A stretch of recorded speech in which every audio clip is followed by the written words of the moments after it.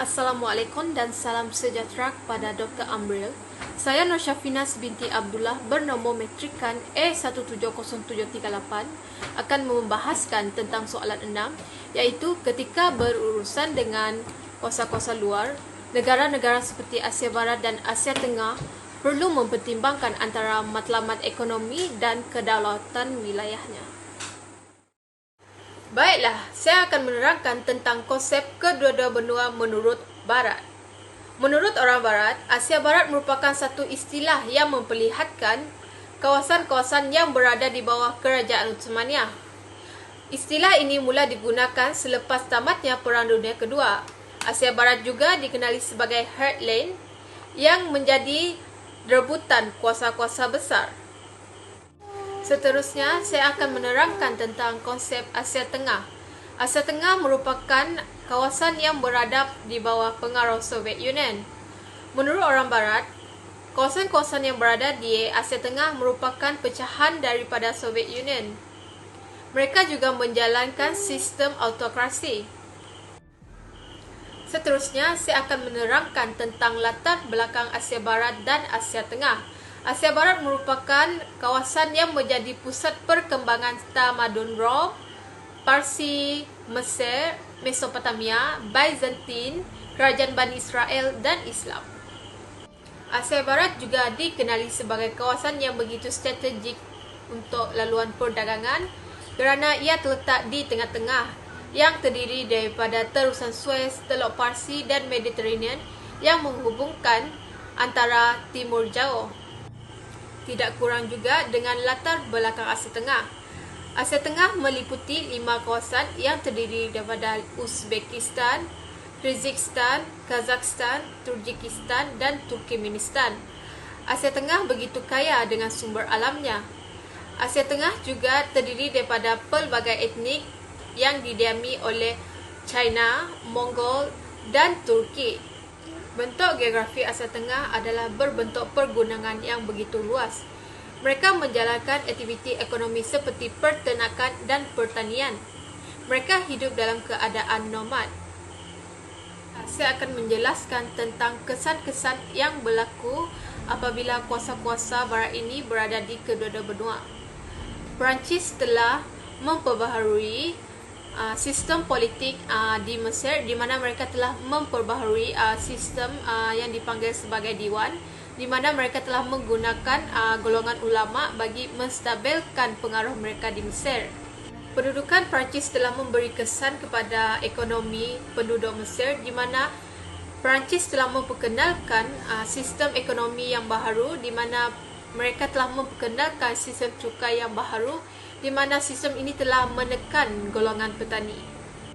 Seterusnya, pendudukan British di Palestin telah membawa masuk golongan Yahudi dan ini telah merencatkan ekonomi penduduk Palestin, di mana mereka telah membeli tanah-tanah orang Palestin bagi memperkukuhkan lagi kuasa mereka di Palestin. Begitu juga dengan pentadbiran Soviet Union di Asia Tengah, di mana sistem pentadbiran Asia Tengah tidak memiliki sistem yang begitu sistematik, di mana sistem pentadbiran mereka dikawal oleh golongan komunis.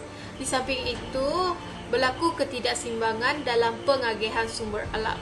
Seterusnya adalah faktor politik yang telah mencetuskan hubungan kuasa-kuasa besar pada era 60-an. Faktor yang utama bagi Asia Barat adalah faktor dalaman, di mana berlaku perpecahan dalam Kerajaan Turki Uthmaniyah, di mana kuasa-kuasa Eropah telah menjanjikan kemerdekaan kepada tanah-tanah Arab. Selain itu, telerainya perjanjian Balfour yang telah mengiktiraf Yahudi di Palestin dan telah mengakibatkan ketegangan di antara kuasa-kuasa Eropah, negara-negara Arab dan Israel. Di Asia Tengah pula berlaku perang dingin yang telah mencetuskan pelbagai konflik di antarabangsa. Perang dingin ini berlaku disebabkan perbezaan ideologi di antara Soviet Union dan Amerika Syarikat. Oleh itu, dasar perluasan kuasa di kedua-dua benua ini telah memberi kesan kepada politik mereka. Ini adalah manfaat kedua-dua benua terhadap kuasa-kuasa besar. Asia Barat merupakan pasaran yang terpenting buat Britain dalam bidang persenjataan, industri dan otomotif. Asia Barat juga begitu penting dalam mengimbangi kadar pembayaran Britain, di mana negara-negara Arab merupakan negara yang begitu memiliki kadar simpanan pound sterling yang tinggi di Bank Britain. Begitu juga dengan kepentingan sumber minyak, di mana kuasa-kuasa besar ini berminat dalam menjalinkan hubungan dengan Asia Barat. Manfaat Asia Tengah bagi Rusia adalah Asia Tengah memiliki sumber mineral yang kaya seperti emas, perak, minyak, gas dan sebagainya. Rusia memerlukan sebuah negara yang dapat melabur dalam bidang persenjataan, perkembangan industri dan sumber kuasa. Oleh itu, melalui perkongsian sumber ekonomi ini, mereka dapat meningkatkan ekonomi negara mereka sendiri. Seterusnya, saya akan membincangkan hubungan ketenteraan kedua-dua benua terhadap kuasa-kuasa besar. Di Asia Barat, kuasa-kuasa besar seperti Amerika Syarikat ingin menguasai sumber minyak yang terdapat di Asia Barat kerana ingin menggerakkan teknologi ketenteraan mereka. Mereka juga mendapat pendapatan daripada negara-negara Arab dengan membekalkan senjata kepada mereka. Tujuan negara Arab dalam menjalinkan hubungan dengan kuasa-kuasa besar adalah kerana ingin memenuhi keperluan ketenteraan mereka semata-mata. Di Asia Tengah pula, Amerika Syarikat telah membina pangkalan tentera di Kyrgyzstan bagi menentang Afghanistan.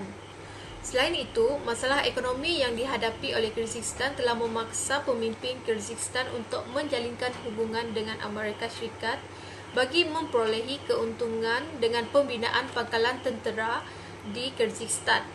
Di samping itu, pengaruh kedua-dua kuasa ini telah meninggalkan kesan sosial di kedua-dua tempat. Kita boleh lihat apabila berlakunya kekejaman oleh rejim Zionis terhadap penduduk Palestin. Kesannya, negara-negara Arab juga mengalami trauma. Rakyat-rakyat Palestin juga telah dibunuh tanpa mengira usia mereka. Selain itu, pertembungan dua tamadun di Mesir iaitu tamadun Islam dan tamadun Barat ini telah menghakis kebudayaan orang Islam itu sendiri. Sebagai contoh, mereka telah meminum arak berfoya-foya manakala para wanita juga tidak digalakkan untuk menutup aurat. Di Asia Tengah pula, Soviet Union telah menindas etnik Kazakhstan di mana mereka tidak dibenarkan untuk mendiami kawasan yang berdekatan dengan Rusia. Kerajaan Soviet Union juga telah menghadkan kegiatan agama Islam di mana pembelajaran agama Islam tidak boleh dilakukan di luar-luar sekolah, di luar masjid dan di luar tempat pekerjaan.